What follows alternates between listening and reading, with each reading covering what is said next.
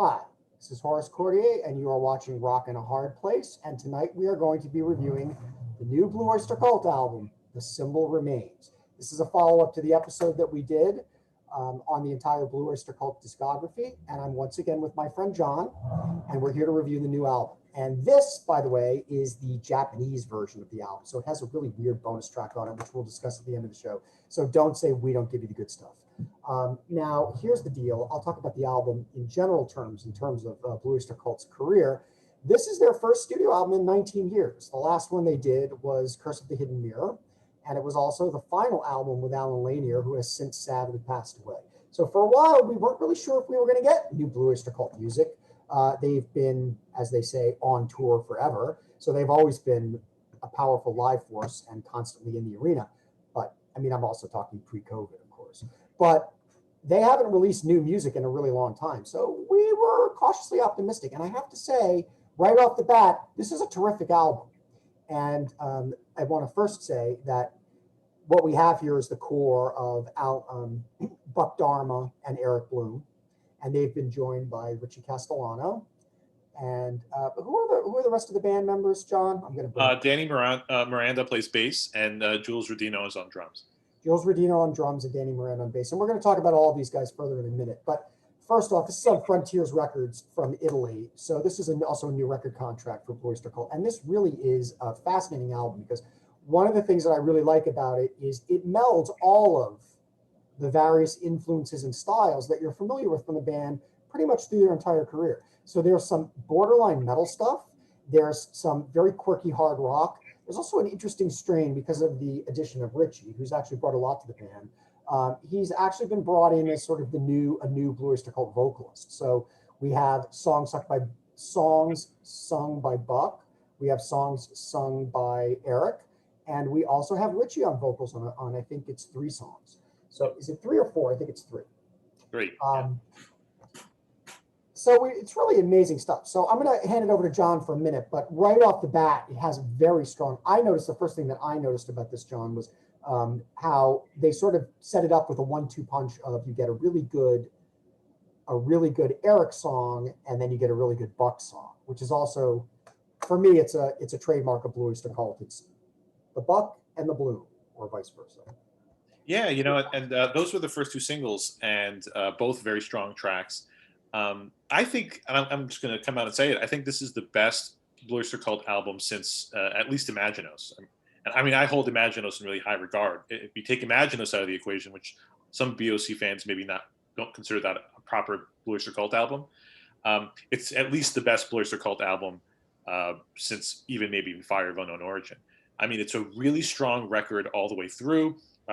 As you said, it's got a mix of all of the stuff that makes Blue Oyster Cult such a special, quirky, unique kind of band. The hard rock, the pop, the experimentation, the sort of the off-kilter sense of humor, yes. Right? I really do think that Richie adds to the band. I mean, at first when I heard his songs, I was sort of, is this really a BOC record? I was kind of unsure because I was so used to hearing Buck and Eric's vocals. But he really...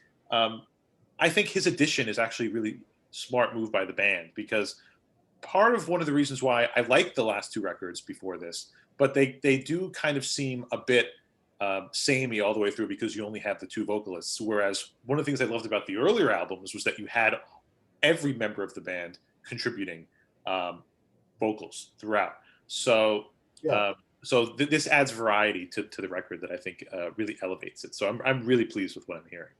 What are some of your favorite songs on the album? There's a few interesting things about what you just said. I'll get to the favorite songs in a second. During the classic BOC era, we had every member essentially sang at least a certain number of songs, and that includes the bass player Joe Bouchard. Al Bouchard sang Some Cities I'm Playing with Rock and Roll, Eric, and of course Buck. So now we're down to 3 vocalists, but it still spans the panorama. But when it comes to favorite songs, I mean, there's a lot of really strong material on this record. But I hate to sort of blow the top track out of the gate so early, but, this one is, for me, is the number one, which is, we were talking about Richie before, so it's kind of appropriate. It's The Alchemist, which is completely written by Richie. And it's the most BOC song on the album. It's, it's based on a Lovecraft story. It's epic. It's about 6.5 minutes.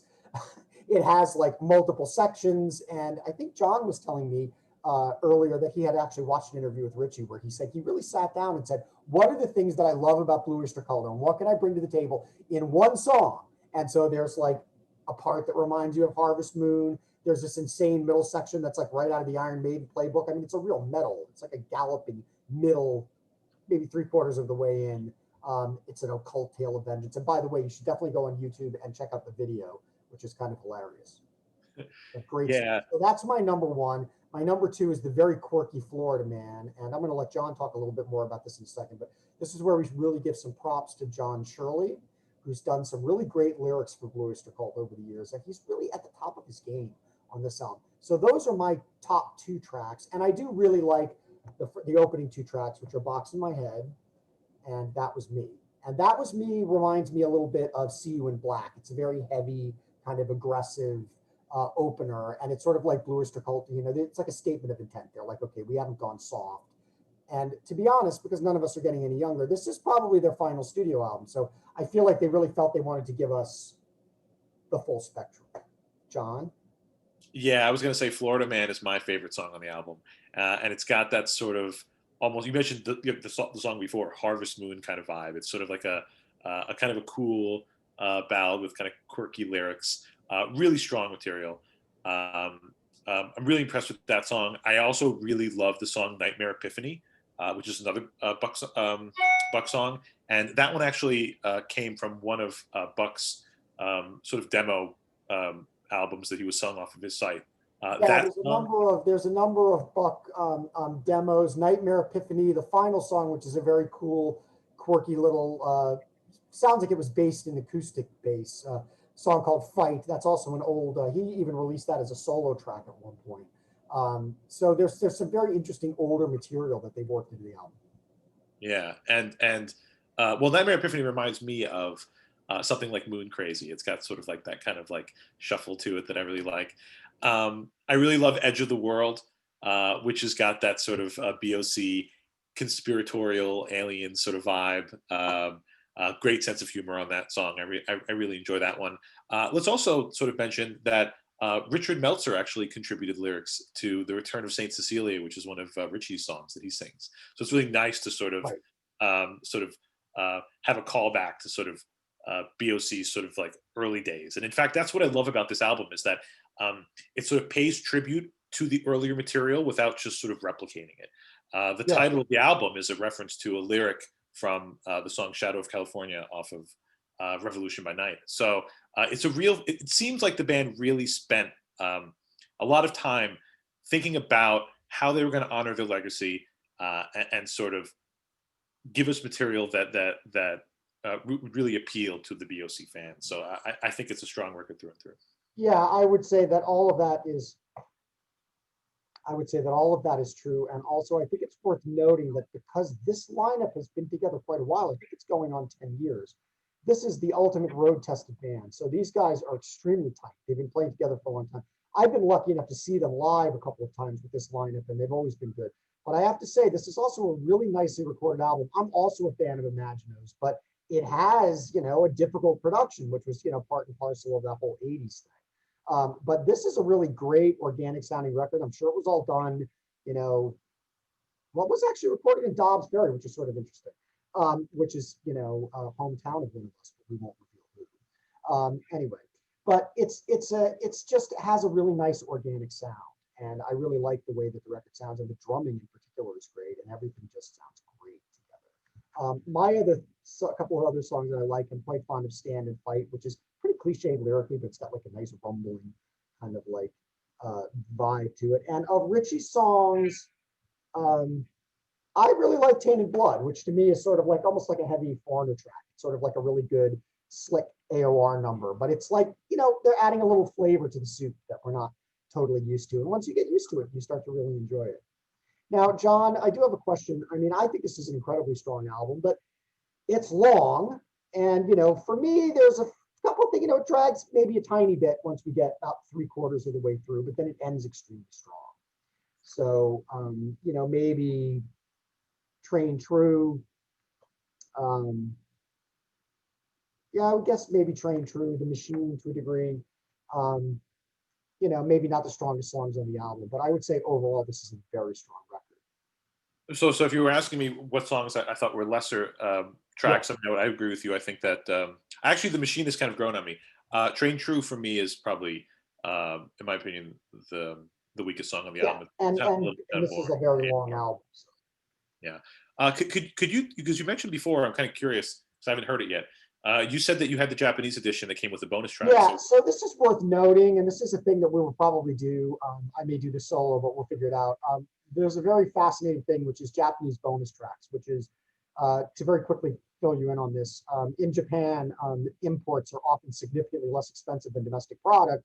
So one of the ways that Japanese record labels aim to recoup their costs on releasing records is to put exclusive bonus tracks on them to get people in the Japanese market to buy the record so that they don't buy the cheaper import. So a lot of albums have these weird bonus tracks, and sometimes they're just sort of throwaways, live things. Sometimes they're significant, like new songs. Anyway, in this case, this Blue Oyster Cult album, which is on Ward, W-A-R-D Records in Japan, in case you're looking for it, has an acoustic remix of That Was Me, which is really interesting because it's not really just a flat remix. It looks like certain things were re-recorded. So I was listening to it right before the show, and it has harmonica on it. It's got some weird half-spoken thing. It's a very strange version. I kind of dig it though. It's very cool, very quirky.